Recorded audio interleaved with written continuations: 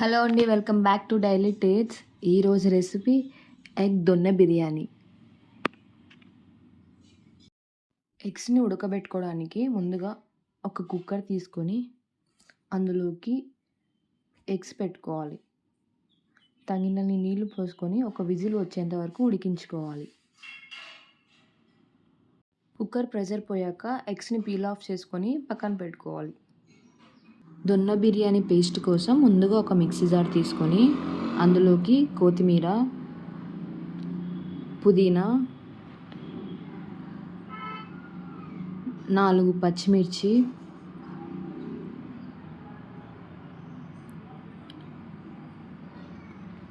మిరియాలు, చెక్క వేసుకొని మిక్సీ పట్టుకోవాలి. ఇప్పుడు ఒక గిన్నె పెట్టుకొని అందులోకి 5 టేబుల్ స్పూన్ ఆయిల్ వేసుకోవాలి. ఆయిల్ హీట్ అయ్యాక షాజీరా, చెక్క, లవంగాలు వేసుకోవాలి. అవి వేగిన తర్వాత ముందుగా కట్ చేసి పెట్టుకున్న ఆనియన్స్ వేసుకొని బాగా కలుపుకోవాలి.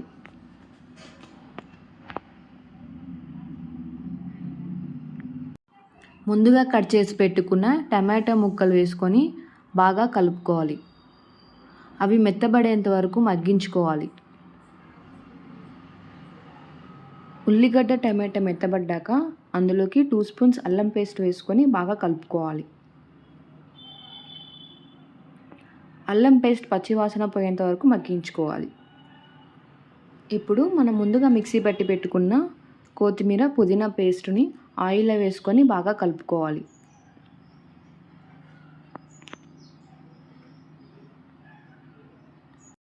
అందులోకి 1/2 కప్ పెరుగు వేసుకొని బాగా కలుపుకోవాలి.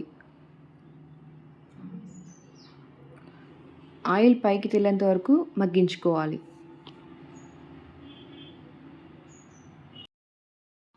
అందులోకి మీ రుచికి తగినంత ఉప్పు, కొద్దిగా పసుపు, 1/2 స్పూన్ కారం, 1 స్పూన్ చికెన్ మసాలా వేసుకొని బాగా కలుపుకోవాలి. 1 నిమిషం వరకు ఆయిల్లో బాగా వేగనివ్వాలి. మనం ముందుగానే కడిగి పెట్టుకున్న రైస్ని అందులో వేసుకొని బాగా కలుపుకోవాలి.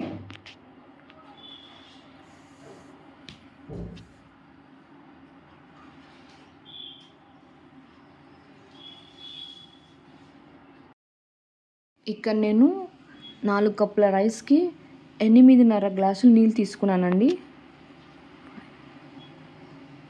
నీళ్లు పోసుకొని బాగా కలుపుకోవాలి.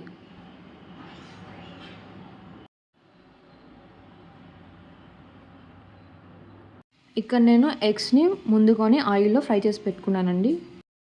మనం ముందుగానే ఉడికించి పెట్టుకున్న ఎగ్స్ని ఒక్కొక్కటిగా రైస్లో పెట్టుకోవాలి.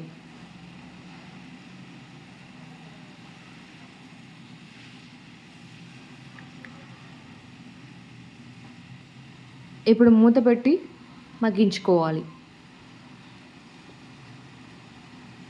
మధ్యలో ఒకసారి మూత తీసుకొని రైస్ని బాగా కలుపుకోవాలి.